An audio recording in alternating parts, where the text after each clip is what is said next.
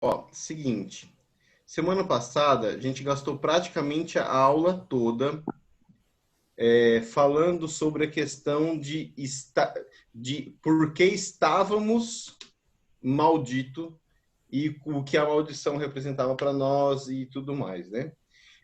Praticamente falta duas matérias, 2 dias, e o dia de hoje vai ser sobre, deixa eu baixar aqui, como Jesus recupera a nossa condição original e semana que vem como ele reparte conosco a autoridade. Eu queria só explanar alguns pontos aqui, só para a gente reforçar, né? Então, nós começamos falando que a autoridade ela é um poder delegado, a autoridade ela é uma representação de um poder. A gente usou o exemplo do policial, vocês lembram? Nós falamos como o homem tinha no início a autoridade, como a prática do pecado tirou ele da condição de autoridade, entregando a Satanás o domínio sobre este mundo, e aí estávamos aquém das circunstâncias. Nós éramos passageiros no nosso próprio carro, né? Como se a gente estivesse no nosso carro, mas a gente não dirigisse mais ele. E daí Deus abriu alguns precedentes legais para proteger a palavra da fé, o evangelho, a linhagem, a promessa, que era através de princípios e leis para o seu povo, está passando de geração em geração todas essas coisas. Nós falamos sobre a importância da gente entender que a velha aliança, o Velho Testamento, ele não nos dá uma ideia muito clara de quem é Deus, porque eles tinham uma limitação de conhecimento. Eles não viam a Deus como Deus era de fato, viam Deus como sombra, né, o que vai falar em Hebreus. Então eles não tinham uma visão muito clara de como funcionavam as coisas. Então às vezes a narrativa deles ela não condiz exatamente com o caráter de Cristo, com o caráter de Deus. Mas independente disso, nós podemos ver que desde a velha aliança Deus se importa com o seu povo, Deus prepara leis, prepara templos e tabernáculos para que seu povo conseguisse viver até o tempo da redenção. Talvez vocês vão ter aliança de sangue, em aliança de sangue vocês vão ver mais a fundo como tudo que eles faziam apontavam para Cristo, desde os elementos do templo, desde como eram feitos sacrifícios, tudo aquilo já apontava para Cristo. Tem um texto, por exemplo, bem inusitado que fala, por exemplo, sobre o cordeiro sacrificial, que ele deveria ser morto, mas não podia ter nenhum osso quebrado. E a gente vai ver as narrativas e os contextos históricos sobre a crucificação de Jesus, nós vamos ver exatamente esse fato, que ele morreu, mas não teve nenhum osso quebrado. Então, existem muitos paralelos, assim, de curiosidade, de aperfeiçoamento da Bíblia, que você vai ver ao longo do estudo. No entanto, eu quero me reforçar aqui a questão da autoridade, a questão do pecado e de como isso tem importância. Lembra que nós falamos que aquilo que deu a autoridade a Satanás foi exatamente a prática do pecado. Então, o fato dele ter o controle sobre o pecado, ou o controle sobre aquela dívida, dava a ele a autoridade. Provavelmente a gente deu esse exemplo, mas eu quero ressaltar ele, que é como se você devesse no banco e um agiota vai lá e paga a sua dívida e compra a sua dívida. A sua dívida agora é daquela pessoa. Enquanto você não paga ela, ele manda em você, ele tem acesso ao que você tem, porque a sua dívida era impagável. Então, Jesus vai recuperar isso e a gente vai ver alguns aspectos sobre como isso aconteceu para que a gente possa entender, ok? Se eu começar a falar muito rápido, vocês têm que me avisar, porque os textos que eu vou abrir, eles me deixam muito empolgados. À tarde aqui eu quase pulei da sacada, então vocês vão me controlando aí, em nome de Jesus, amém. Eu gostei do que a gente fez a semana passada, de cada um abrir num texto para a gente ganhar tempo. Então, vou pela ordem aqui. Capô, abre por gentileza em Gálatas 4, né? Na verdade, 1 Coríntios 15, 56.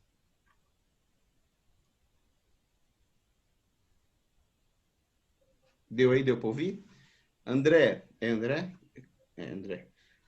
André, se você puder abrir, por gentileza, em Gálatas 3:13. Aí o André vai ler os dois de Gálatas que a gente vai ver. Eu tentei deixar mais junto assim para facilitar o entendimento. Stephanie, abre, por favor, em Hebreus 2.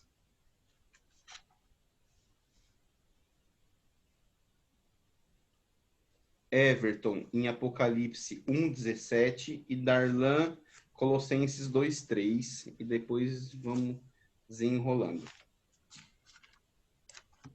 Chegou lá, Gu? Se chegou, pode ler.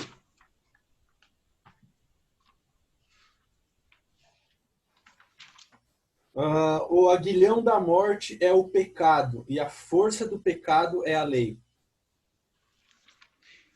Eu falei só o 15, né? Nós vamos ler até o 18, desculpa. O que até o 18? Capítulo 15, verso 56. É para ler até qual verso? Não. Peraí, desculpa aí. 56, desculpa. Vou ler o 57 também.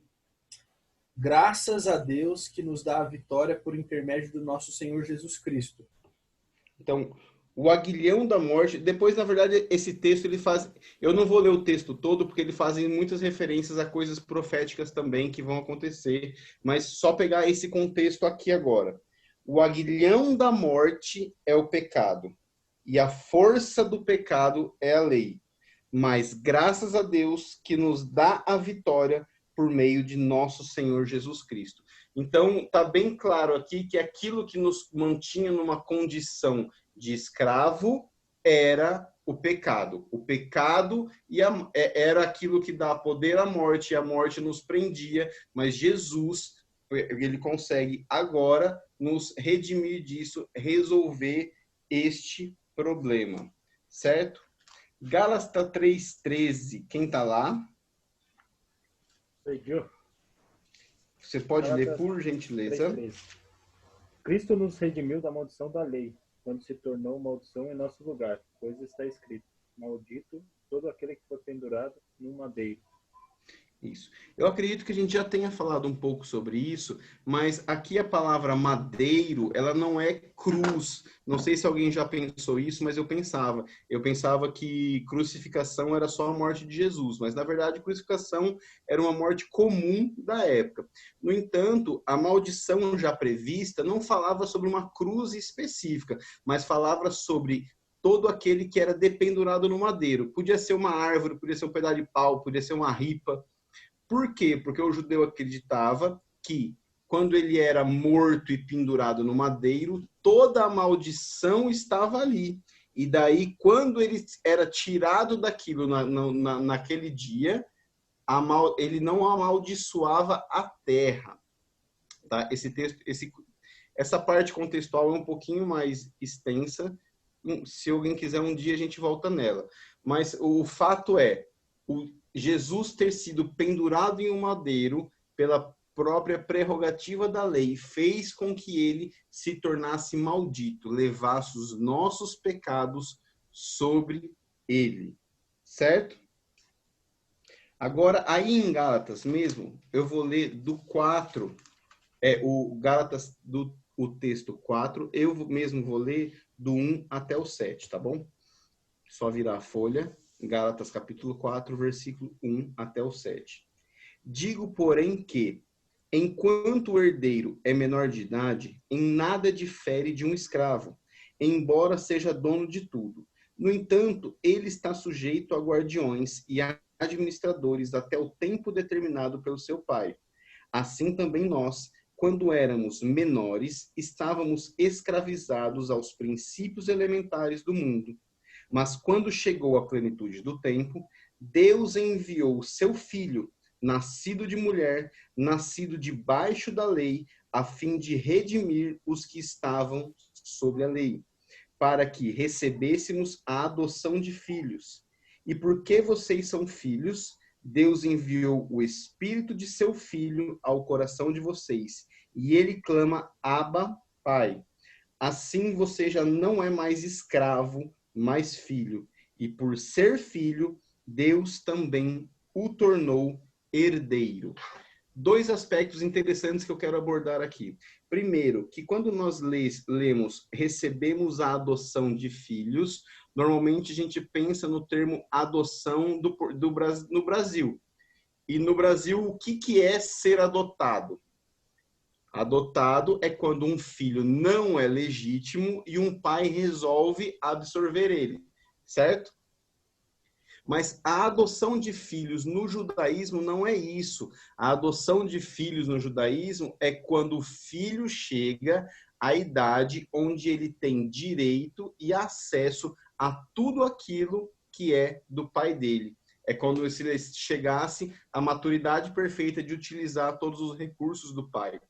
E aqui está dizendo que enquanto não chega esse dia, o filho ele é semelhante ao escravo. E era bem assim que nós vivíamos. Nós vivíamos escravos, nós vivíamos alheios, nós vivíamos submetidos àquela circunstância. A circunstância qual era? Estávamos malditos, porque a maldição entrou no mundo, Satanás se fez rei e nós vivíamos ali escravos das circunstâncias. Talvez pela prática de alguns princípios, conseguíssemos nos livrar sobre aquilo lá. Então, por exemplo, todos os anos tinha os rituais de expiação, onde o judeu ia até o templo e aí ele fazia, ele expunha seus pecados ao sacerdote, o sacerdote transferia seus pecados para o bode expiatório, e aí o bode expiatório era lançado para fora do arraial, e enquanto isso existia o bode ou carneiro propiciatório que morria e vertia seu sangue pelos humanos. E com isso, eles aplacavam ou eles encobriam o pecado por um período de um ano. Então, naquele período de um ano, eles não morriam, mas um ano depois eles tinham que ir lá e refazer isso. Por quê? O salário do pecado é a morte. E sem derramamento de sangue não há remissão de pecados. É assim ou não é?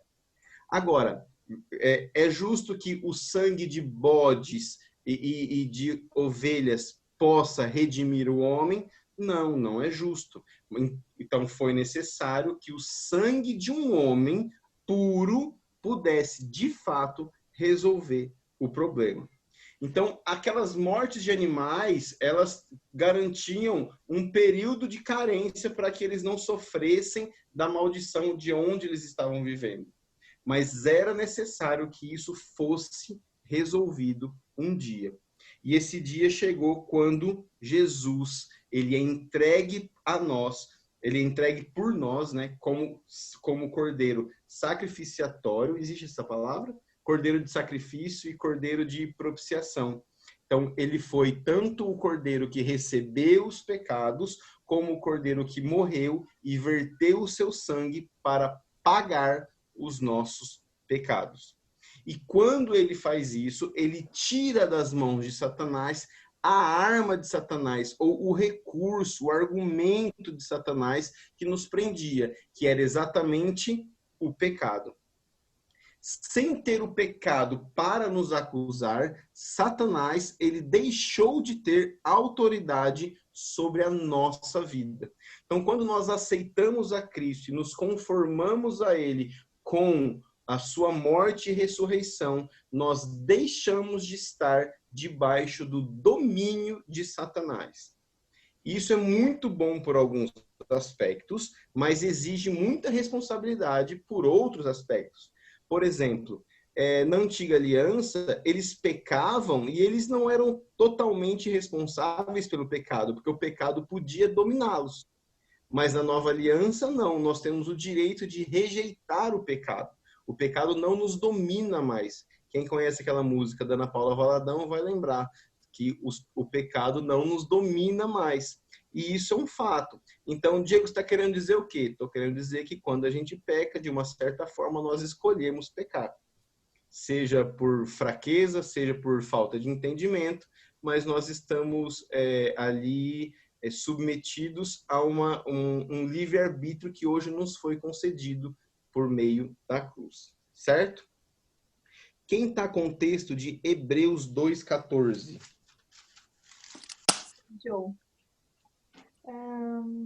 E visto como os filhos participam da carne e do sangue, também ele participou das mesmas coisas, para que, pela morte, aniquilasse o que tinha o império da morte, isto é, o diabo... continua, desculpa. Continua. Isto é, o diabo, e livrasse todos os que, com medo da morte, estavam por toda a vida sujeitos à servidão. Porque, na verdade, ele não tomou os anjos, mas tomou a descendência de Abraão. Isso, pode parar aí. Então, o que está dizendo aqui? Ele morreu e, pela morte dele, ele recobrou esse poder do diabo e entregou a nós. Então, participou dessa condição humana, se tornou humano, para que, por sua morte, derrotasse aquele que tem o poder da morte, isto é, o diabo. E libertasse aqueles que durante toda a sua vida estiveram escravizados pelo medo da morte. Olha como ele linka com aquele outro texto. Lembra que nós estávamos como escravos até chegar à adoção de filhos? Então pronto. Então é o que ele está dizendo. Ele morreu e ressuscitou e nos deu a adoção de filhos. Ele nos tirou da condição de escravo. Ele nos deu a autoridade sobre aquilo que nos prendia. Quem está com Apocalipse 1,17? Eu? Você pode ler, por gentileza. Só o 17? Apocalipse 1,17. Pode ser só 1,17. Beleza. Ah, não, desculpa. 17, 18. Beleza. Quando o vi, caí aos seus pés como morto. Então ele colocou a sua mão direita sobre mim e disse: não tenha medo. Eu sou o primeiro e o último. Sou aquele que vive. Estive morto, mas agora estou vivo para todo sempre. E tenho as chaves da morte e do Hades. Então, aqui é uma visão de João, né, sobre o Apocalipse, e aí quando ele vê a glória de Deus, ele se finge de morto, né, você viu aqui, eu caí aos pés dele e fingi que estava morto, né, tamanho era o medo que ele tinha. E aí Jesus foi lá, tocou no ombro dele e falou assim: ei, filho, fica tranquilo, sou eu. Então, eu estava morto, mas eu sou aquele que vive. Eu vivo para todo o sempre, e agora eu tenho as chaves da morte e do Hades. Então, o que eu consigo entender? Que existia um problema no mundo que dava a Satanás o direito de governar este mundo, o sistema do mundo, e com isso as pessoas também, porque todos pecaram e se tornaram escravos deste mesmo esquema. Mas Jesus, ele ao morrer santo e ressuscitar, ele consegue livrar, tirar, tomar de volta toda a autoridade que havia sido perdida pelo homem, certo? Colossenses 1,15, eu pedi para alguém abrir. Colossenses 1,15. Não, você falou Colossenses 2,13, mas eu posso ler um. Já estou em Colossenses. Já. Tá, então vamos ler do 1,15 até o 18. Este é a imagem de Deus invisível, o primogênito de toda a criação, pois nele foram criadas todas as coisas, nos céus e sobre a terra, as visíveis e as invisíveis, sejam tronos, sejam soberanias, quer principados, quer potestades. Tudo foi criado por meio dele e para ele. Ele é antes de todas as coisas. Nele tudo subsiste. Ele é a cabeça do corpo da igreja. Ele é o princípio, o primogênito de entre os mortos, para em todas as coisas ter a primazia. Pronto. Então, Jesus, ele recobra a autoridade, mas ele recobra a autoridade com um intuito. E qual é esse intuito? O intuito é estender a nós a autoridade recobrada, estender a nós a vida que já era predita, a vida que nós deveríamos estar vivendo. Eu vou ler novamente o texto de 1 Coríntios 15. Porque, embora, como eu falei, ele tem alguns aspectos proféticos, mas ele dá uma noção bem interessante sobre morrer na carne e ressuscitar no espírito. E sobre o que isso garante, não só vai garantir no poder no mundo vindouro, mas garante hoje em dia também. Então, 15, a partir do 45, se você quiser acompanhar aí.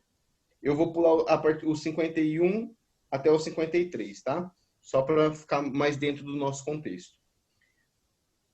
Assim está escrito: o primeiro homem, Adão, tornou-se um ser vivente. O último Adão, espírito vivificante. Não foi o espiritual que veio antes, mas o natural. Depois dele, o espiritual. 47. O primeiro homem era pó da terra. O segundo homem é dos céus. Os que estão da terra são semelhantes ao homem terreno. Os que são dos céus, semelhante ao homem celestial.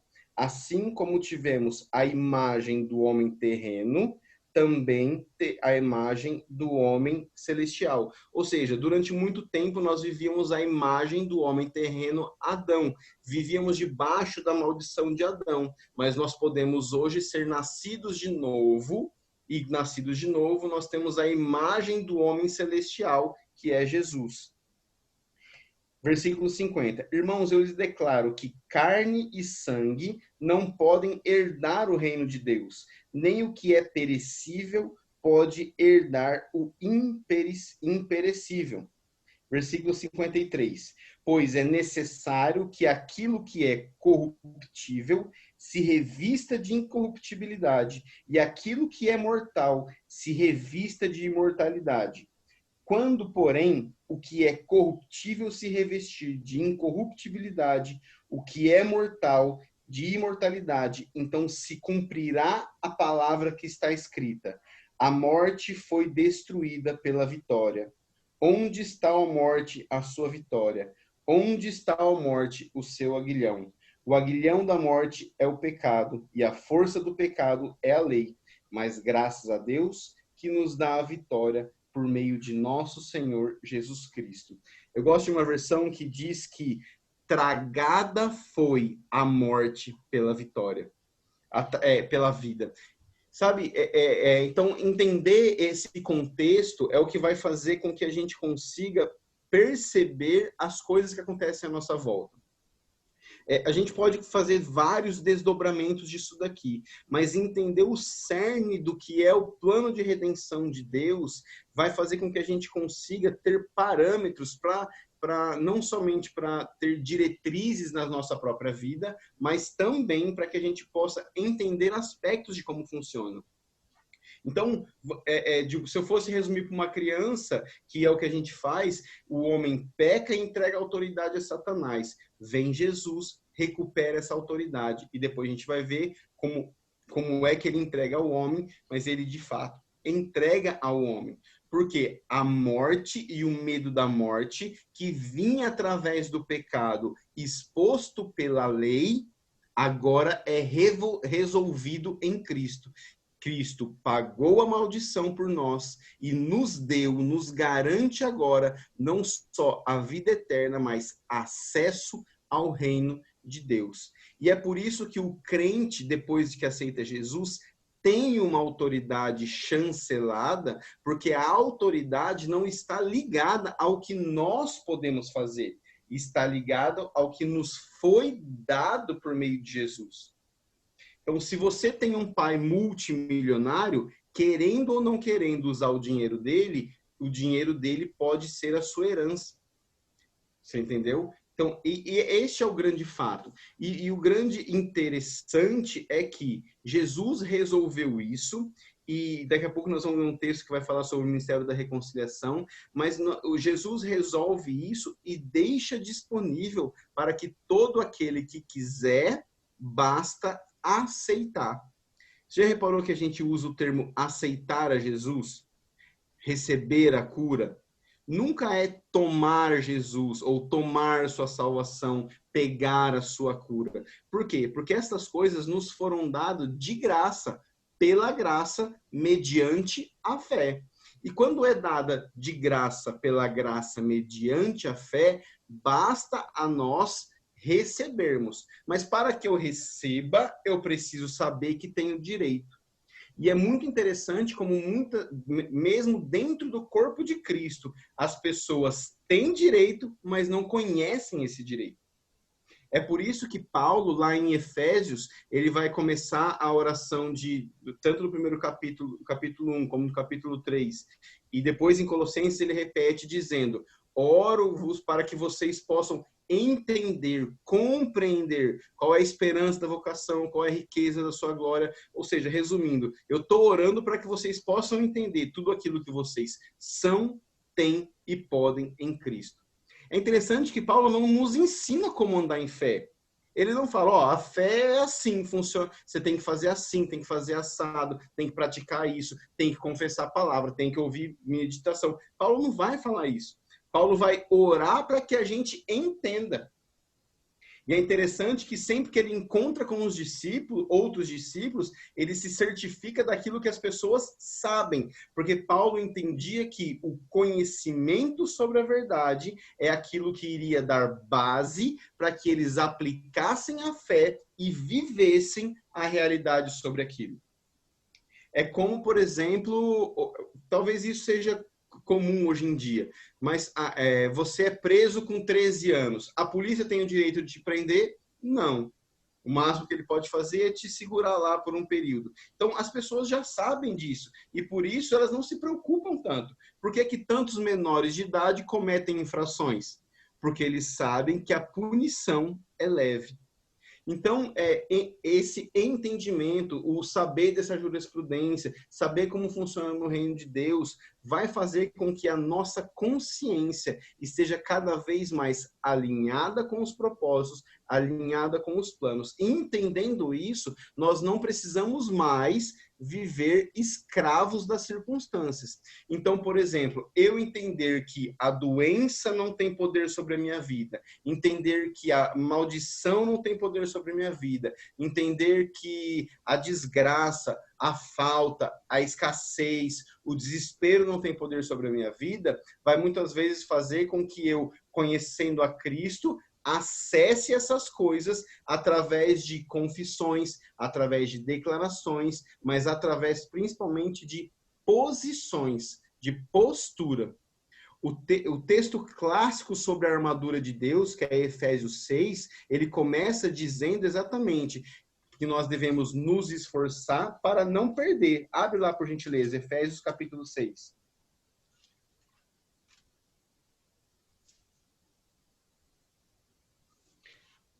Capítulo 6, versículo 10.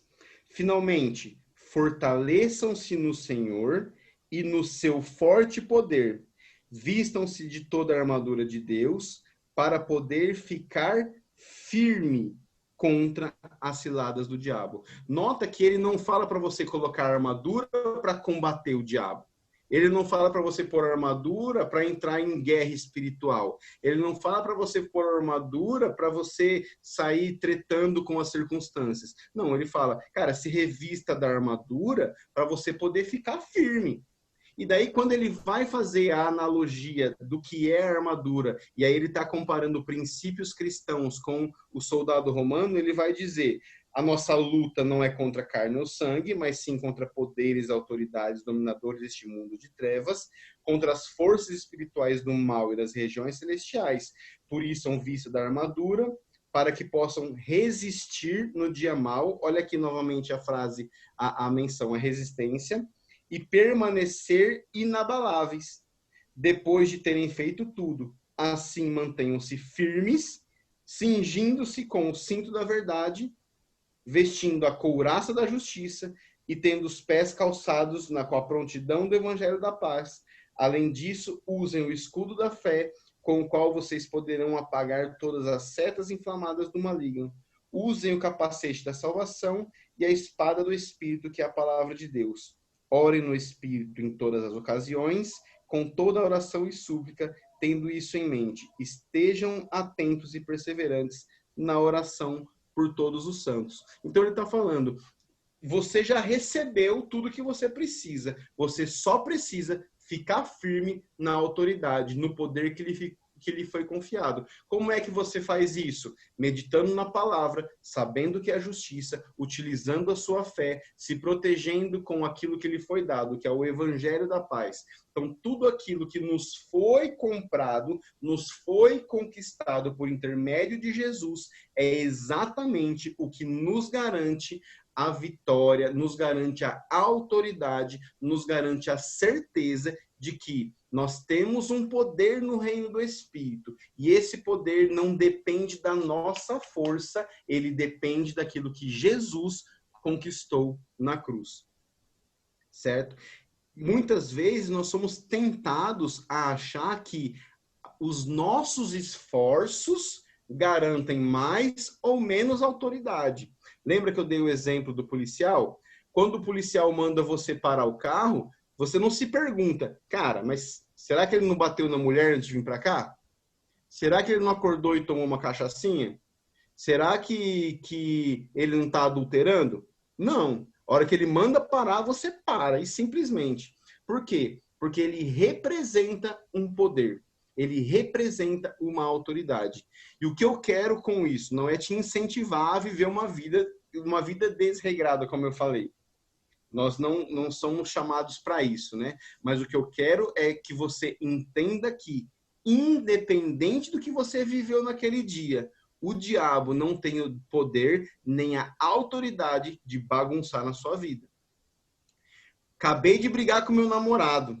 E aí eu fiquei nervoso e xinguei ele, chamei ele de idiota. E agora o diabo está tentando vir contra mim. Cara, use a sua autoridade. Use a sua autoridade. Tem um exemplo, ele não é para ser imitado, tá? Mas mostra bem como é que funciona essa questão de autoridade. Tem um amigo meu lá de Campina Grande, talvez a Val e o Capô conheça, que é o Jondas. E ele tinha um amigo e eles fizeram escola de ministros, eles fizeram remo, escola de ministros, e eles tinham ido numa festa. Chegou na festa, esse amigo do Jondas estava mamado, tinha tomado vodka até sair pelos olhos, bêbado igual uma vaca. O amigo dele catou êxtase, balinha, sei lá o que era, tomou misturado com a bebida e caiu infartado. Bem, fartadão lá, parado. Cara, esse moleque, bêbado, afastado de Deus, muito em cima do cara, em nome de Jesus, com a autoridade que eu tenho, eu reivindico vida agora nesse corpo. Mano, na hora o moleque, voltou à vida. Pronto, esse moleque que estava praticamente morto em overdose voltou para a igreja. O Jondas que assistiu voltou para a igreja. O outro moleque continuou desviado, mas funcionou a autoridade. Você entendeu? Porque a autoridade não é no nosso nome. A autoridade é no nome de Jesus. Às vezes as pessoas vão falar sobre a palavra da fé fica exigindo de Deus, fica cobrando Deus. Cara, e não é exigir de Deus e cobrar de Deus. É utilizar aquilo que nos foi dado e exigir daquele que está nos tomando. Pois uma doença no nosso corpo não é Deus quem coloca, é o diabo quem coloca. Uma doença no nosso corpo não é algo divino. O Covid, ele pode hoje em dia estar sendo comum, porque tem em todo lugar, mas ele não é natural. Por que não é natural? Porque ele não foi naturalmente criado por Deus. Então, tudo aquilo que vai contra os objetivos de Deus, tudo aquilo que vem contra nós, ele está debaixo da nossa autoridade. Eu acho muito interessante a revelação do salmista, que vai dizer: quando os meus inimigos se levantam contra mim, eles tropeçam e caem. Olha só, que entendimento. Eu não preciso nem lutar, eles tropeçam e caem. Por quê? Tamanha é minha autoridade. Quem aqui teria coragem de ir lá encarar a rainha da Inglaterra, embora ela esteja com 2.000 anos, praticamente? Cara, qualquer um de nós aqui teríamos força física para derrubar ela. Mas você não consegue passar pelos guardas. Você não consegue chegar até ela. Por quê? Porque existe toda uma estrutura de segurança que garante a ela a autoridade de, mesmo com 90 anos, determinar coisas sobre um país. Então, a autoridade é isso, é revestir de poder e se submeter a ele. Eu não vou estender muito aqui, porque no próximo dia eu vou falar sobre como essa posição foi trazida para nós, né, biblicamente falando, e eu quero só reforçar um pouco mais isso. Você percebeu que alguns aspectos eu gosto de reforçar bastante, e eu expliquei no primeiro dia. É porque tem coisas que vão sendo vencidas aos poucos na nossa cabeça. Tem coisas que vão sendo vencidas aos poucos. Hoje mesmo eu tomei consciência sobre algumas coisas. Eu estava indo trabalhar e de repente tal coisa, eu falei, cara, tal coisa. E aí eu falei assim, cara, eu tenho autoridade sobre isso. E aí eu confessei. Então, você viver estudando, meditando e ruminando sobre essas coisas vai te abrir muitos leques, muitas perspectivas. Abre, por gentileza, a sua Bíblia em 2 Coríntios 5:18.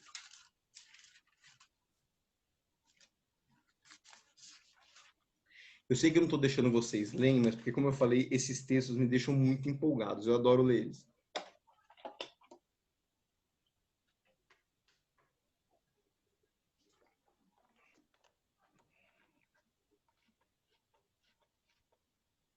Eu vou ler do 18 até o 21, tá?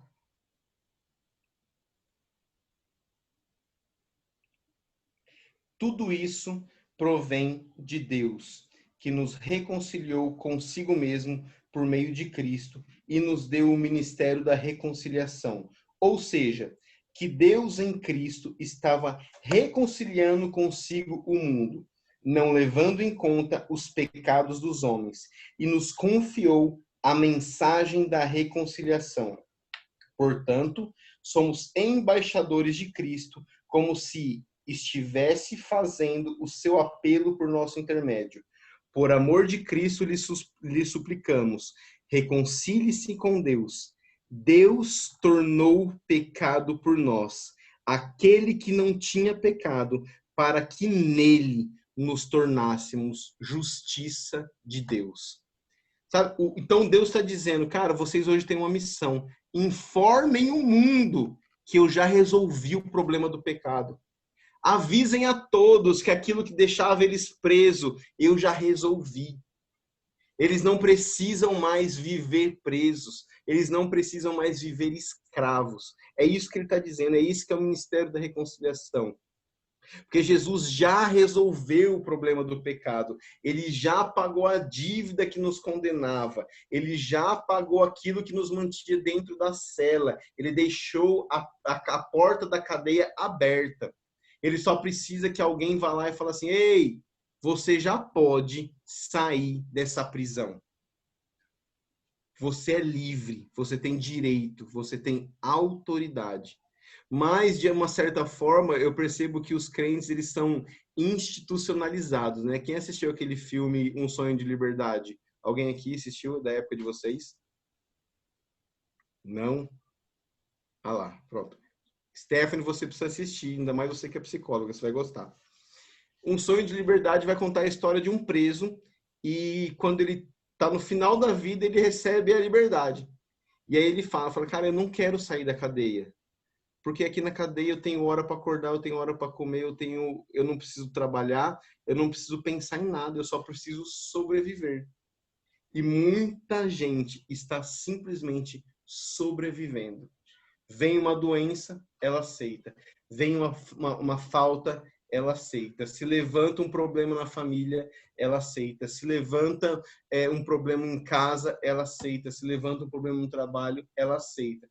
Quando, na verdade, ela poderia se levantar e reivindicar pela autoridade que ela tem em Cristo, que aquilo não vai ter poder sobre a vida dela.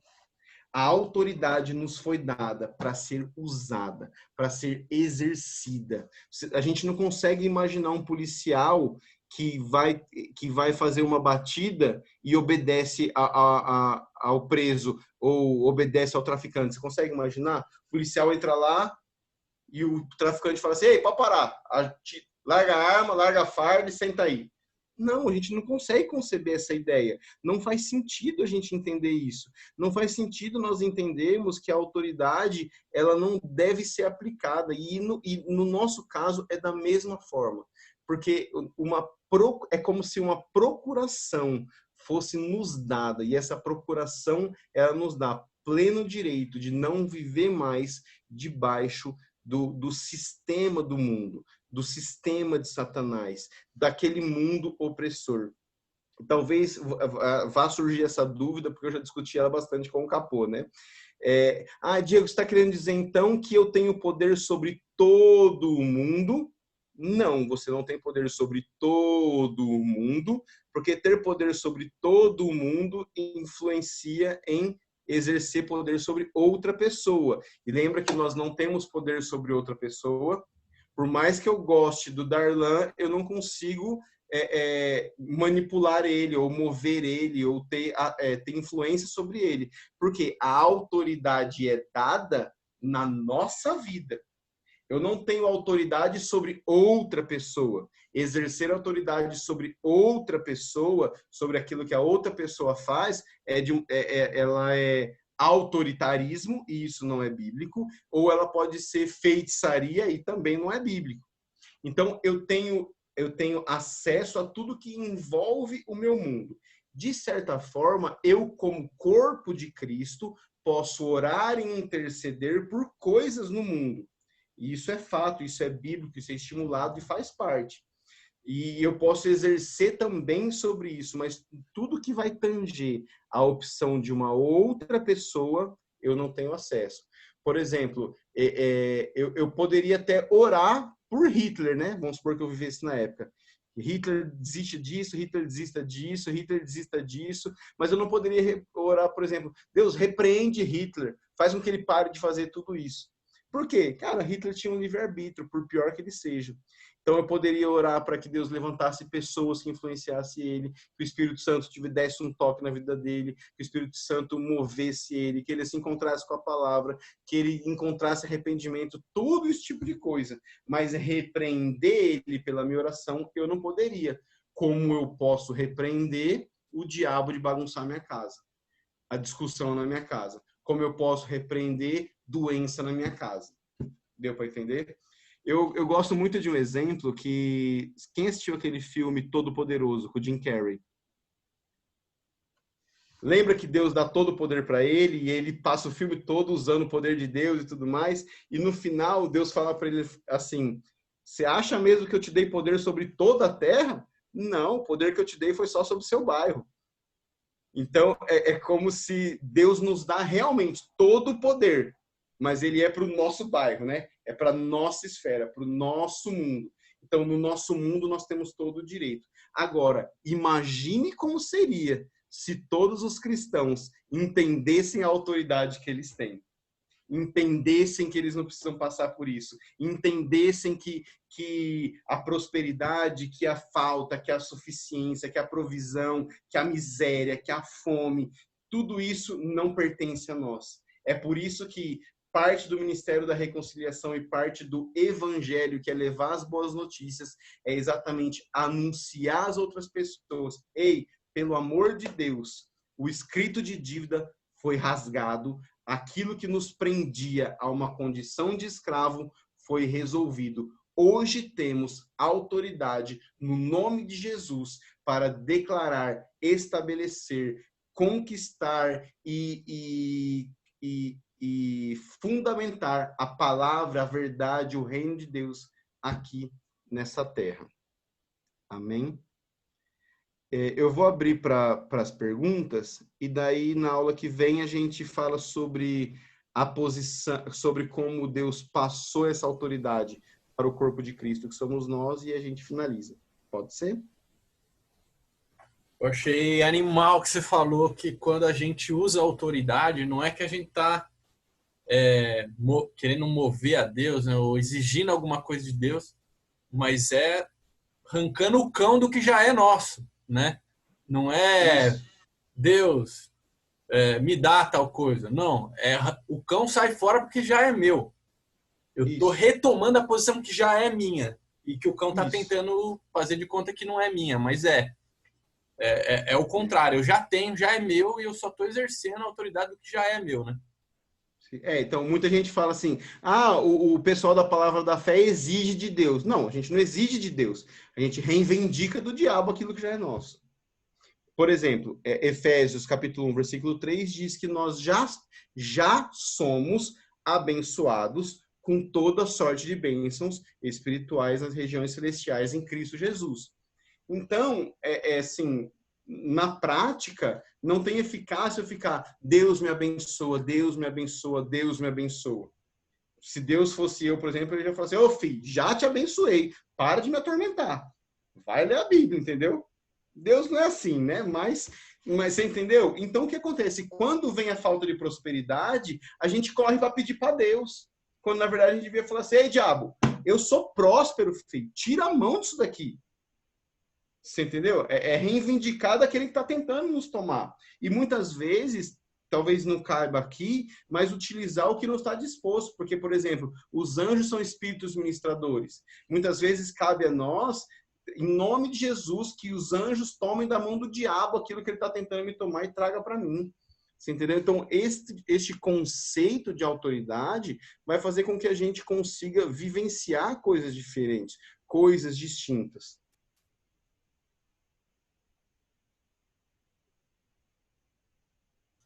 Perguntas.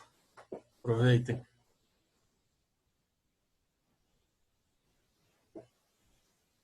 Ô, amados, tava precisando de um professor de matéria cura, arrumei. É a Valdéria aí, ó. Se vocês tiverem perguntas sobre cura que vocês perguntaram semana passada, pode perguntar para ela.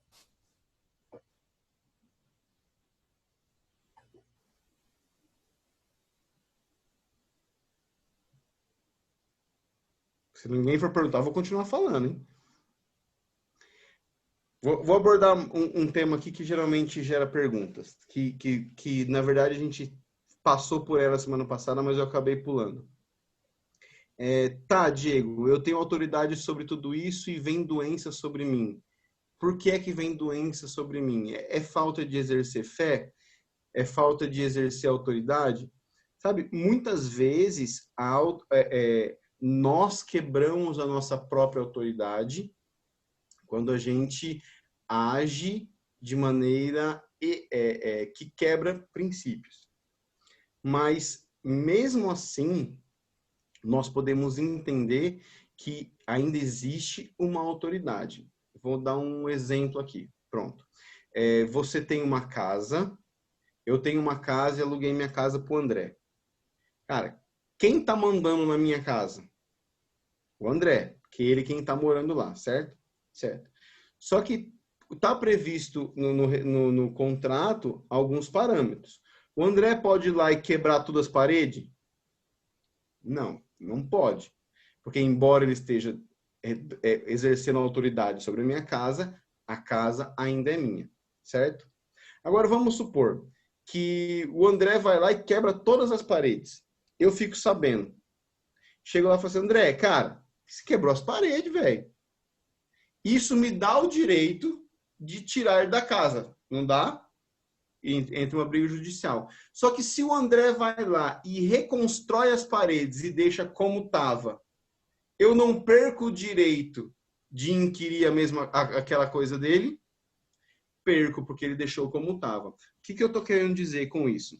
Então, vamos supor, eu fui lá, quebrei um princípio, estava menos 40 graus, eu tomei banho gelado, tomei sorvete e saí pelado na neve. Cara, a probabilidade de eu pegar uma gripe é gigantesca, né? É óbvio. Diego, mas e aí? Você quebrou um princípio, e a sua autoridade, como fica? Cara, se eu me arrepender e exercer a autoridade, eu vou, sem dúvida nenhuma, experimentar da cura. Talvez eu passe um processo que vai ser encurtado pelo meu arrependimento, onde eu vou estar vivendo a repercussão daquilo que eu cometi de errado. Mas eu consigo antecipar isso. Normalmente a gente fala o seguinte, né? tudo que você planta, você colhe. Quem já ouviu isso? Se você já viveu uma parte no mundo como eu, você sabe que você não colheu tudo que você plantou. Então, houve uma misericórdia de Deus. Por quê? Porque o arrependimento, ele consegue encurtar até mesmo os processos que seriam naturais da gente passar por ele. Então, quanto mais entendemos sobre a autoridade, quanto mais rápido entendemos e nos realinhamos o coração com Deus, mais rápido nos colocamos na condição onde nós podemos exercer a autoridade em sua total plenitude. Um policial que sai por uma batida sem a arma, ele está arriscado a tomar tiro. Talvez ele não morra, mas ele vai ter momentaneamente a incapacidade de se defender. Então, estou reforçando isso, que é para não dar margem para dizer, o Diego falou que a gente pode sair pecando e a autoridade está de boa. Não, você tem autoridade sim, ela não muda se você peca ou não, mas a sua consciência é afetada, mas o compromisso em se manter em conformidade com aquilo que você acredita e declara ser a sua profissão de fé, ser aquilo que te alinha com Jesus, ele continua vigente. Nós temos que estar nos esforçando diariamente para viver uma prática cada vez mais próxima e condizente com o que Deus espera de nós. Alguma dúvida? Perguntas?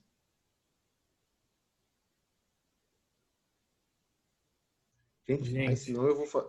O Valdera quer participar de um estudo onde as pessoas perguntam. Se vocês não perguntaram, não vai querer brincar mais com a gente. Não, vou falar.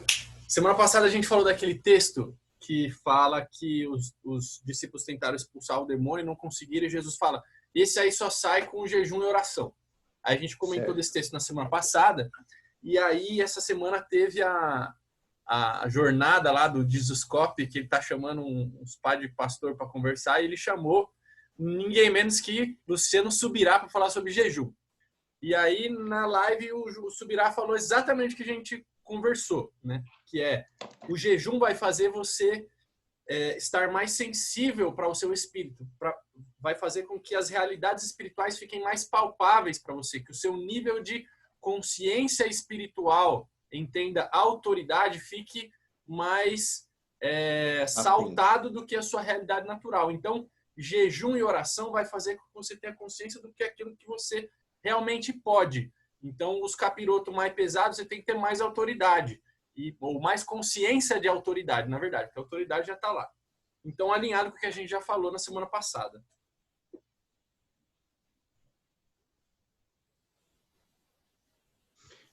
Um ponto interessante, que eu vou abordar por causa da Stephanie, que eu lembrei agora. A gente tem aqui na igreja um psiquiatra. E é muito interessante. Ele deu uma palestra esses dias falando acerca de saúde e psiquiatria e tudo mais. E ele fala que em vários livros de psiquiatria existe comprovado melhora no quadro do paciente quando o médico, né, assim, a pessoa que está tratando ele, ora pela pessoa, mesmo sem a pessoa saber. Olha que interessante, a ciência atestou isso. Então, por exemplo, eu tenho um paciente que está lá num quadro clínico X, e mesmo sem falar para ele que estou orando por ele, mas eu estou orando por ele, é comprovado que existe uma melhora. Então, olha só como é importante e interessante a gente exercer a autoridade. Agora, note que, de uma certa forma, aquele paciente está sobre a esfera de ação do médico, do doutor. É muito interessante essa questão de você entender a autoridade e você aplicar ela, porque a autoridade, ela muda o ambiente.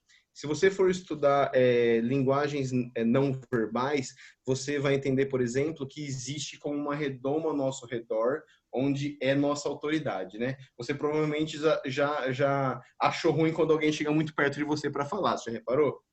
Meu, fica longe, cara. Tipo, o cara tá invadindo meu espaço. Já aconteceu com você de parar no semáforo e parar do seu lado uma viatura? Você já reparou que você fica intimidado em olhar para a viatura? Mas ele tá te olhando e tá tudo bem. Mas você tem medo de olhar para a viatura dele. É porque a autoridade que ele representa, ela afeta a volta dele. E acaba nos intimidando simplesmente por saber. Cara, quando a gente nem olhar. É interessante isso, né?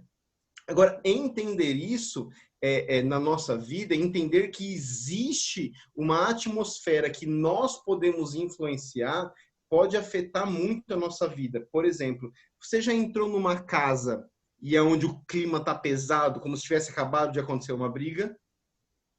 Você já entrou em algum lugar onde o clima está alegre, como se tivesse todo mundo alegre? Pronto. Aquilo ali, a gente está falando sobre reino do Espírito. E no reino do Espírito, aonde você está, você exerce autoridade, sim. No reino do Espírito não existe distância e o reino do Espírito precisa se submeter a você. Eu não submeto pessoas à minha vontade, mas o Espírito eu submeto. Então, eu não tenho direito de exercer a minha autoridade sobre a vida da Juliana, mas sobre o espírito que pode estar influenciando ela, esse eu tenho direito.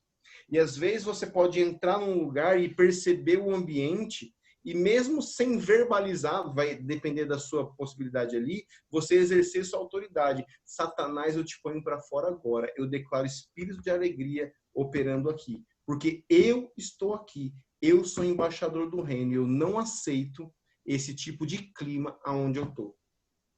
Você pode entrar numa loja vazia e, em nome de Jesus, eu chamo clientes aqui. Se tem algum demônio espantando clientes aqui, eu repreendo agora em nome de Jesus. Porque você é dono daquela esfera de atuação. Você pode entrar tá com o seu paciente e ter a percepção do Espírito, por exemplo, de um demônio oprimindo ele. E dizer, Satanás, eu te mando embora. Demônio que está oprimindo, eu te repreendo, porque você não tem direito de oprimir. E você vai experimentar isso. A mesma coisa com a doença. Porque às vezes a doença também é uma ação demoníaca. Nem sempre, mas também pode ser. E aí você pode simplesmente... espírito de loucura, como Jesus fez, espírito surdo e mudo. Olha só, Jesus não falou com o cara. Jesus falou, espírito surdo e mudo, solta ele. E imediatamente ele passou a ouvir e a falar. Então, essa percepção, e a gente vai entrar em dons, não é o caso agora, mas entender que tem essa autoridade pode afetar. Você trabalha com vendas, por exemplo, chegar no seu lugar de vendas e, em nome de Jesus, eu uso a autoridade que eu tenho para chamar clientes, para expulsar aquilo que está atrapalhando, para mudar esse ambiente. Muitas vezes você tem um chefe opressor. E lembra que a nossa luta não é contra a carne ou sangue, e contra principados e potestades. Então, às vezes, é um espírito influenciando ele. E aí você pode simplesmente exercer essa autoridade. Em nome de Jesus, espírito de confusão, eu te repreendo. Não sei se já aconteceu com vocês, de vocês falarem uma coisa, conversou uma coisa, daí a pouco fala assim, não, porque você falou isso, isso e isso. E aí você tem a seguinte reflexão, né? Cara, eu podia estar muito bravo aquele dia, mas isso eu não teria falado. Já aconteceu com vocês? Muitas vezes é o espírito de Satanás torcendo as suas palavras. Eu lembro um culto, eu acho que foi até aqui em Goiânia, e eu comecei a falar e eu senti essa nota no espírito de que estava havendo uma bagunça com aquilo que eu estava falando.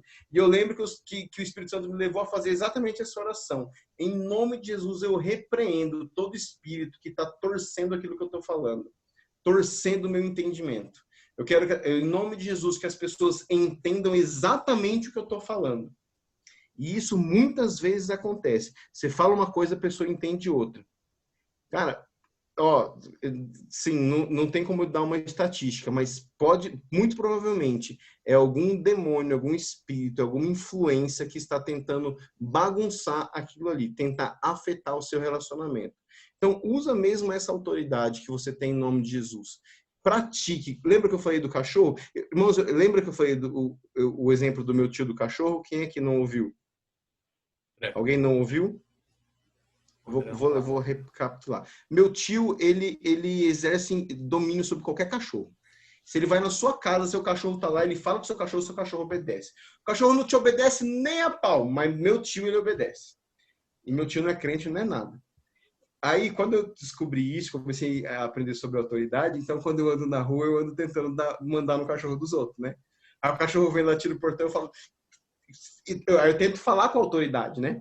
Porque às vezes a gente acha que só grito é autoridade. Mas a autoridade não é o grito, é como você fala. Irmãos, eu pratico isso. E eu tento praticar em vários lugares. Então, tente também. Porque isso vai criando essa consciência. Ah, eu vou na casa do meu tio. Cara, a casa do meu tio é uma bagunça. Aquela galera só vive bêbada me atormentando. Já vai declarando. Chega lá, entra no banheiro e fala assim, não, hoje ninguém vai ficar bêbado nesse negócio. Hoje vai todo mundo conversar. Hoje não vai ter confusão. Sabe? Começa a praticar isso daí para que essas verdades estejam enraizadas dentro de você. Enraizadas a ponto de você viver e experimentar tudo isso. E veja eu, por exemplo... Pode falar. Não, veja que nesses exemplos, você não está falando com Deus a respeito do mundo espiritual. Você está falando com o mundo espiritual. Se for trazer para o exemplo do policial rodoviário, é igual ele pegar o telefone e ligar ao comandante. O caminhão não quer parar, comandante.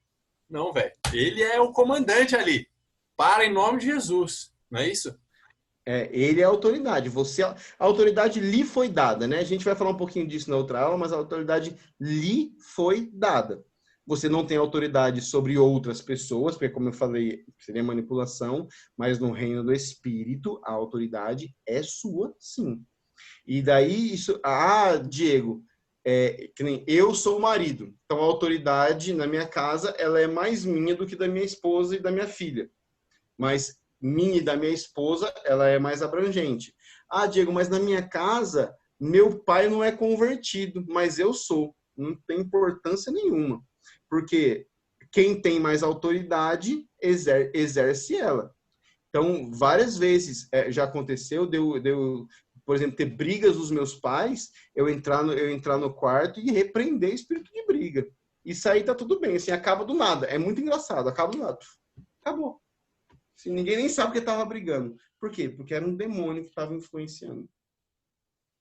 Amém, amado. Já deu uma hora. Perguntas? Pode ir embora? Vou falar uma coisa rapidinho.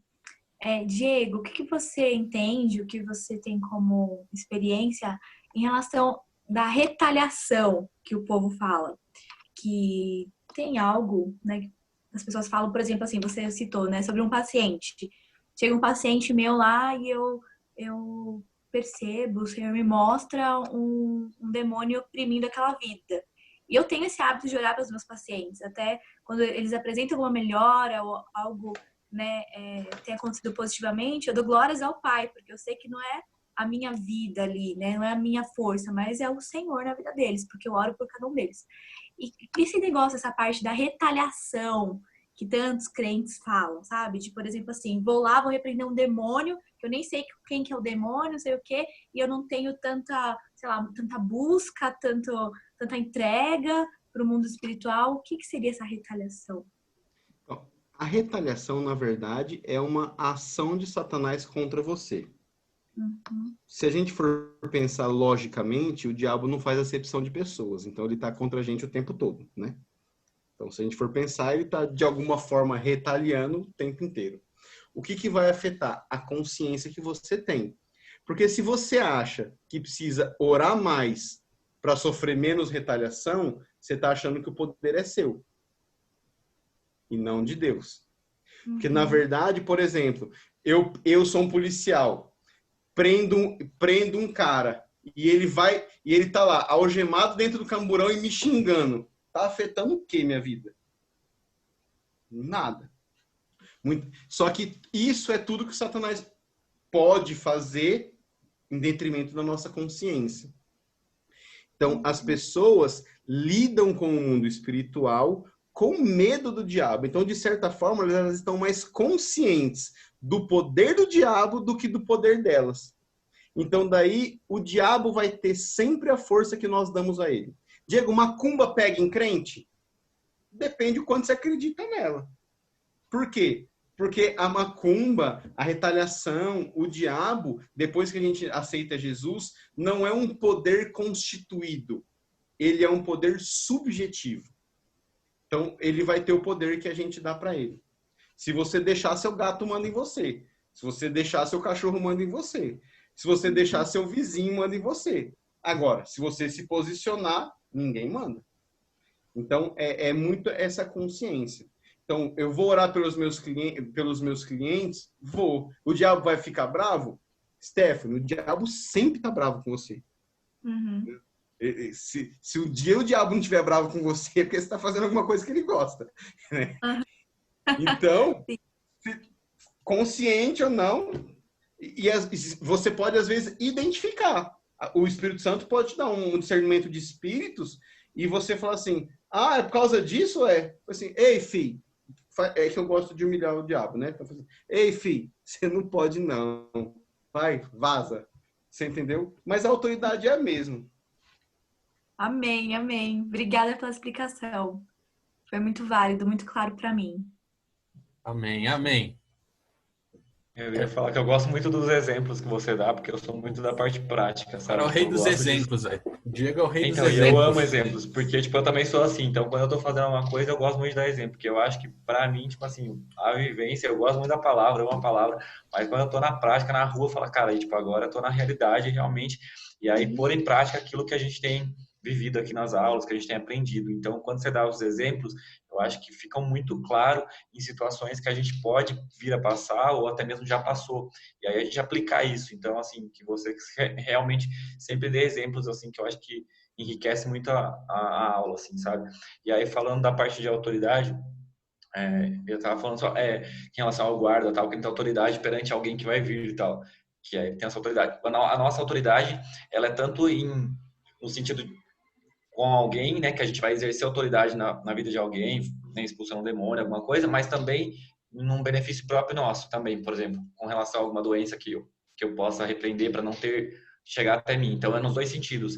Eu tenho autoridade tanto para alguém quanto para mim, diferente do guarda, talvez, que ele vai exercer mais sobre alguém, né?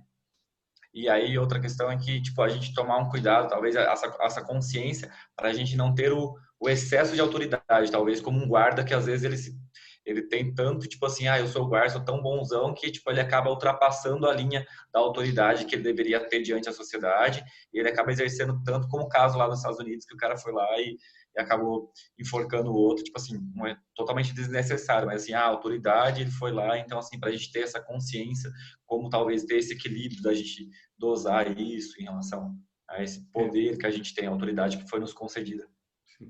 O abuso de autoridade, ele acontece quando você invalida a vontade do outro, né? Então, por exemplo, eu tô namorando, a minha namorada tem que me deixar ver o celular? Tem que abrir a conta bancária dela comigo? Não, não tem. Eu não sou dono dela, não sou nada dela. Estou casado, eu tenho direito. Mas aí, ainda assim é um direito. Então, toda vez que eu violo o direito do outro, eu estou cometendo um abuso de autoridade. E somente uma outra coisa interessante sobre o que você falou é que conhecimentos específicos geram autoridades específicas. Vou te dar um exemplo, você vai entender bem. Uma vez eu estava num culto e o ministro foi ministrar cura e a menina, ela tinha síndrome da coluna bifurcada, é alguma coisa assim, você sabe o que eu estou dizendo, né? A espinha bífida deve ser. Isso, espinha bífida, pronto. Então ela não tinha firmeza das pernas. E esse cara me chamou lá. A hora que ele me chamou lá para ajudar ele a orar, automaticamente eu percebi no meu espírito, coloca a mão na lombar dela. Eu lembro que na época eu fiquei até na dúvida, né? Olha só como o diabo é. Cara, todo mundo tava falando sobre abuso, você vai meter a mão na coluna de uma menina de 5 anos, e eu naquela loucura assim, põe, no fim eu pus a mão lá. E aí eu pus, a menina levantou, ela conseguiu ficar em pé, mas ela caiu. Na hora, por entender o que era que estava acontecendo no corpo dela, eu lembro que eu coloquei a mão nos paravertebrais, nos paravertebrais e nos músculos posteriores e declarei, em nome de Jesus, ligamentos frouxos, fiquem na posição certa agora, firmeza, tônus muscular nesse quadríceps. A menina simplesmente levantou e saiu andando. Talvez, se eu não entendesse que era isso que faltava, ela ia demorar mais para ter a cura dela.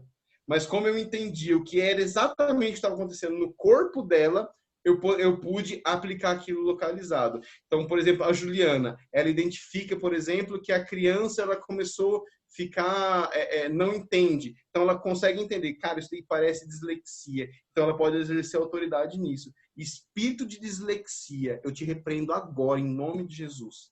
A partir de agora, você vai aprender fácil, conectar fácil. Então, entender... Então, o que eu estou querendo dizer com isso? Que a gente não precisa tirar tudo que a gente conhece para viver o espiritual. Não. Exatamente, o espiritual está conectado. A Stephanie, cara, a pessoa é bipolar. Cara, bipolar é praticamente ter duas pessoas dentro dela. Você acha que é a mesma pessoa? Não. Cara, espírito bipolar desgraçado. Eu te mando embora agora, em nome de Jesus. Você entendeu? Então, quando você entende, tem um conhecimento prático também, te ajuda no quesito autoridade, porque você consegue exercer sobre aquilo.